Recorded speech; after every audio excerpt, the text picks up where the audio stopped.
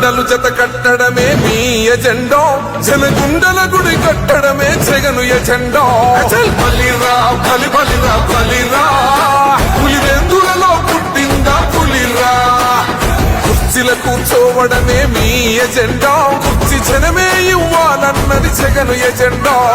బలిరా బలి బలిరా బలిరా, పేద బతుకుల మార్చినది ఆ పులిరా.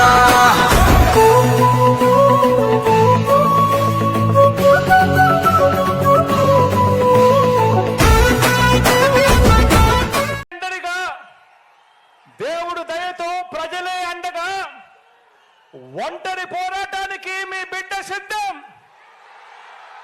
మీరు సిద్ధమా అని అడుగుతా ఉన్నాను.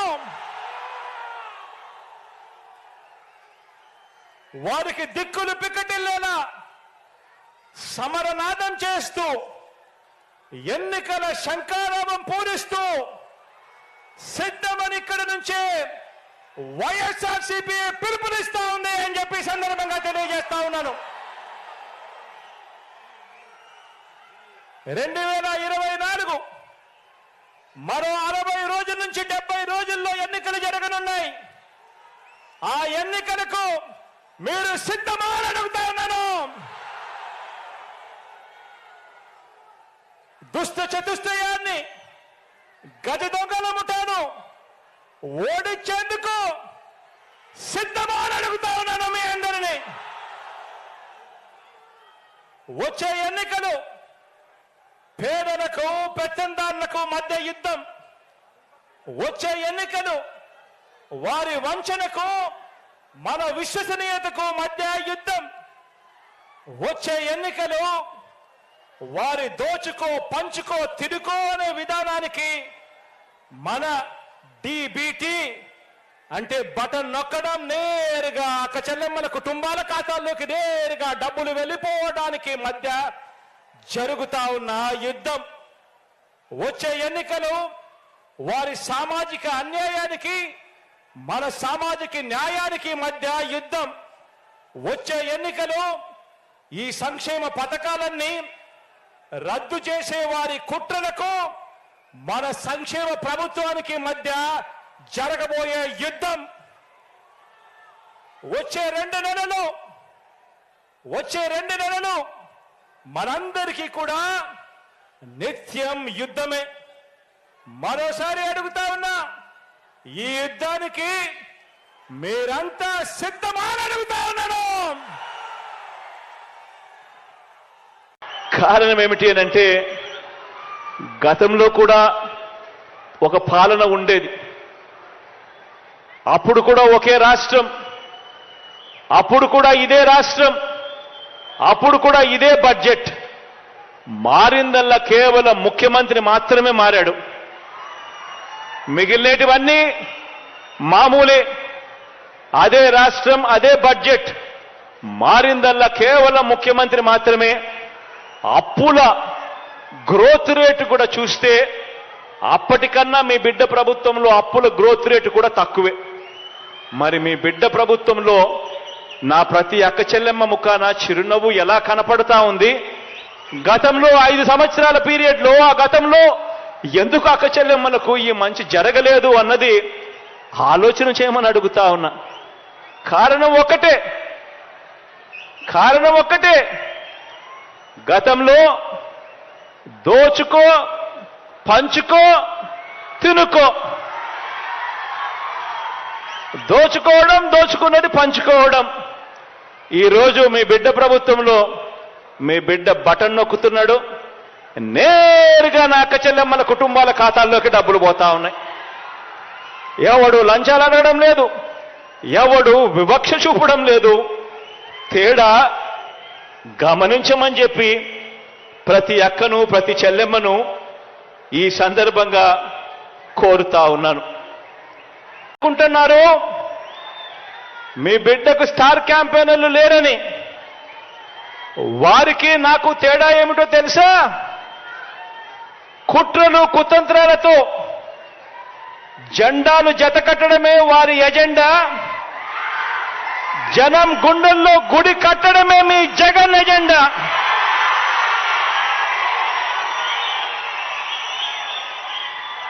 కాబట్టే వారికి భిన్నంగా నాకున్నంత మంది స్టార్ క్యాంపెయినర్లు దేశ చరిత్రలోనే కాదు రాజకీయ చరిత్రలోనే ఎవరు కూడా ఉండరు అని చెప్పి కూడా ఈ సందర్భంగా తెలియజేస్తా ఉన్నాను. ఎవరో తెలుసా మీ బిడ్డకు స్టార్ క్యాంపెయినర్లు? ఆ మంచి జరిగిన ఆ ప్రతి ఇల్లు, మీ బిడ్డ ప్రభుత్వం వల్ల మంచి జరిగిన ఆ ప్రతి ఇల్లు, మీ బిడ్డ ప్రభుత్వం వల్ల మంచి జరిగిన ఆ ప్రతి ఇల్లు, ఆ ప్రతి ఇంట్లో ఉన్న నా అక్క చెల్లెమ్మలందరూ కూడా మీ బిడ్డకు స్టార్ క్యాంపెయినర్లే.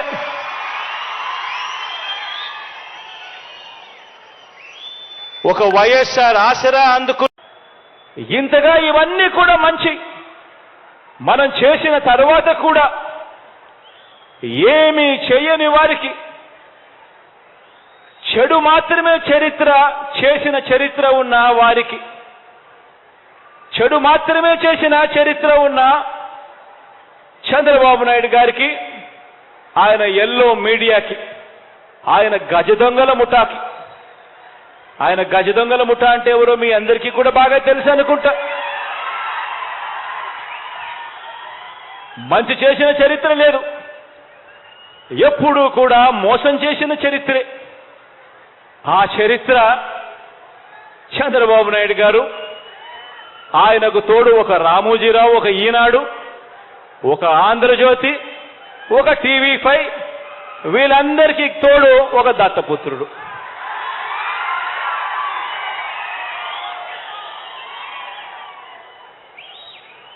ఇటువంటి వాళ్ళు రోజు కూడా ఇటువంటి వాళ్లకు కూడా సమాధానం ఇచ్చుకోవాల్సి రావటమే నిజంగా కలికాలం అంటే అని చెప్పి కూడా అనిపిస్తుంది. ఎందుకనంటే ప్రతి ఇంట్లో కూడా కనిపిస్తా ఉంది జరిగిన ఇంత మంచి, అయినా కూడా రోజు అబద్ధాలు, రోజు మోసాలు, రోజు ఈ మాదిరిగానే వాళ్ళు ఎక్కువ మంది వాళ్ళు ఉన్నారు కాబట్టి, వాళ్ళ వైపునే పత్రికలు ఉన్నాయి కాబట్టి, వాళ్ళ వైపునే టీవీ ఛానళ్ళన్నీ ఉన్నాయి కాబట్టి వాళ్ళు ఏమి చెప్పినా చెల్లుబాటు అవుతుంది అని చెప్పి వాళ్ళు రోజు అబద్ధాలతో వండించడం, ఆ అబద్ధాలతో వండించిన దానికి కూడా సమాధానాలు చెప్పుకోవాల్సిన పరిస్థితి అనంటే దీన్నే కలికాలము అని అంటే. ఏ మంచి చేయకపోయినా కూడా, ఏ స్కీములు కూడా ఆయన అమలు చేయకపోయినా కూడా, కేవలం మోసాలే ఆయన చేసినప్పటికీ కూడా చంద్రబాబుకేమో స్టార్ క్యాంపెయినర్లు దండిగా మంది ఉన్నారు. స్టార్ క్యాంపెయినర్లు అంటే బాబును కోసం చంద్రబాబును భుజానెత్తుకొని మోసే ముఠ చాలా మంది ఉన్నారు ఆయనకు.